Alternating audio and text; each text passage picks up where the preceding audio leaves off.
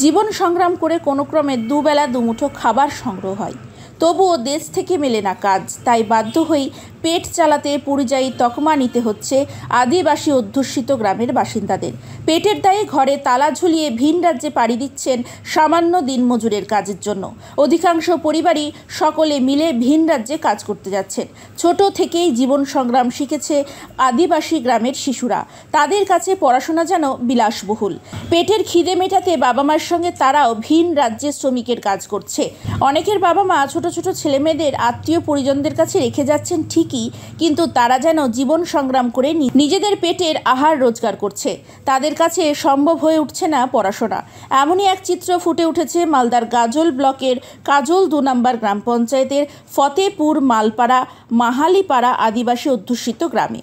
গ্রামের প্রায় ২০০% পরিবার বসবাস হলেও প্রায় ১৫০ পরিবার ভিন রাজ্যে পরিযায়ী শ্রমিকের কাজে পাড়ি দিয়েছেন।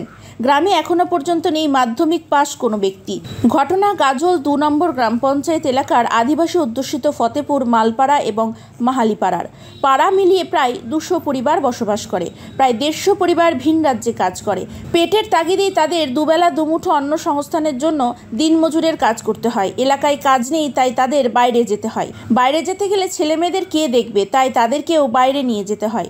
সেক্ষেত্রে পড়াশোনা হয় না ছেলেমেয়েদের, আর এই কারণেই লেখাপড়া থেকে বঞ্চিত সেখানকার ছেলেমেয়েরা। আমাদের এখানে গাজল ব্লকে গাজল ২ নম্বর গ্রাম পঞ্চায়েতে আমাদের ফতেপুর গ্রামের মোটামুটি মিনিমাম ধরে নাও ২০০+ আমাদের এখানে পরিবার আছে, কিন্তু আমরা ঠিকমতো বাচ্চা কাচ্চাদের স্কুলে পড়াশোনা করাতে পারছি না।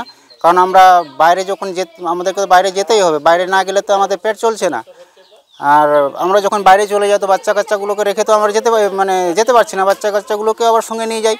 আর যখন বাড়িতে থাকি, ধরে নাও যে আমরা কোনো কারো লেভারি করতে গেলাম, তখন তো বাচ্চাকে বললাম যে যাও তুমি স্কুল, হতে গিয়ে এসে দেখছি স্কুল গেলো না। এইভাবে করে আমাদের পড়াশোনা আগাতে পারছি না। আর বিশেষ করে কাজটা আমরা যদি এখানে কাজ পেতাম তাহলে খুব ভালো হতো। আপনারা কোথায় যান কাজ করতে? আমরা বিদেশে যাই, ধরে নাও যে দিল্লি, মুম্বাই ও অন্যান্য জায়গায়, আমরা বাইরেই বেশি কাজ করি। তখন কি বাচ্চা আবার এখানে থাকে? বাড়িতে যদি গার্জিয়ান থাকে তাহলে রেখে যায়, বাড়িতে যদি গার্জিয়ান না থাকে সব পরিবারে যদি চলে যায় তাহলে বাচ্চা তো রেখে যাওয়া যাবে না, বাচ্চাগুলোকে আমরা নিয়ে চলে যাই। কখনো এই গ্রামের শিক্ষার হার কতটা? কোন গ্রাম এটা? আমাদের এটা ফতেপুর গ্রাম, ফতেপুর মালপাড়া মৌলিপাড়া মিলে মোটামুটি ২০০ পরিবারের উপরে আমাদের এখানে বসবাস। আচ্ছা, বলছি যে আপনাদের গ্রামে পাস করেনি কেউ নাকি? আমাদের এখানে মোটামুটি শিক্ষার হার মাধ্যমিকে কেউ যেতে পারেনি এই অবধি। মোটামুটি 6, 7, 8 এইগুলোর মধ্যে ঘোরাফেরা করছে। কেন যেতে পারে?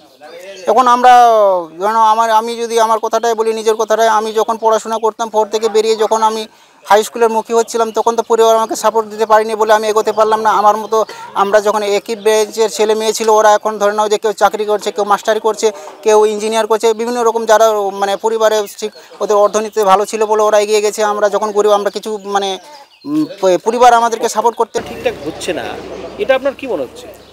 এটা পড়াশোনাটা ঠিকঠাক হচ্ছে না, আমাদের তো পেট না চললে তো পেটটা তো আমাদেরকে আগে দেখতে হবে, তারপর পড়াশোনা করে। আমরা যদি পেটটা ঠিক মতো চালাতে না পারি তাহলে তো পড়াশোনা করাতে পারবো বাচ্চা কাচ্চাগুলোকে। তার জন্য আমাদেরকে বাইরেই যেতে হয়। বাইরে যেতে গেলে তো আমাদের বাচ্চা কাচ্চাগুলো তো পড়াশোনা হচ্ছে না। তো এই কাজ নেই বা এই পড়াশোনা হচ্ছে না, এইসব বিষয়ে কাউকে বলেছেন আপনারা? না, সেরকম কোনো বলা হয়নি। এসেছিল বলতে, হয়তো আমরা তো বাইরে থাকি, আমরা সঠিক বলতে পারছি না এখন। আমি যে কেউ এসেছিল নাকি তার সঠিক খবর আমি জানি না, বলতে পারছি না এখন। আমরা তো বাইরে। এই গ্রাম থেকে বর্তমানে কতজন পরিবার বাইরে থাকে? এই গ্রাম থেকে মালপাড়া, আমাদের ওই মালপাড়া মৌলিপাড়া নিয়ে, মালপাড়াটা তো পুরোটাই চলে যায় বাইরে, আর মৌলিপাড়াটা অর্ধেকের বেশি বাইরেই থাকি আমরা। কতজন মোটামুটি? মোটামুটি ধরেন যে 200 যদি পরিবার হয়, মোটামুটি ধরেন 100-150 পরিবার তো বাইরে খাটি। সবাই বাইরে থাকে? হ্যাঁ, বাইরে থাকি। আমাদের এখানে জমি জায়গা কারণেই আমরা তো খেটে খেতে হয়। আপনারা কি চান? পড়াশোনা বাচ্চা আমরা তো চাই যে আমাদের ছেলে মেয়ে যেন ভালো শিক্ষিত যোগ্যতা যেন লাভ করে, তাই আমরা তো চাইছি যেন। এই যে আপনারা কি আদিবাসী? হ্যাঁ, আমরা এসটির মধ্যে সব মহিলি, মুর্মু, হাসদা, টুডু এগুলোর মধ্যে আমরা। সরকার কি আদিবাসীদেরকে দেখছে না? সরকার আদিবাসীগুলো তো এখন আমরা তো সেরকম তো সুযোগ সুবিধা পাচ্ছি না।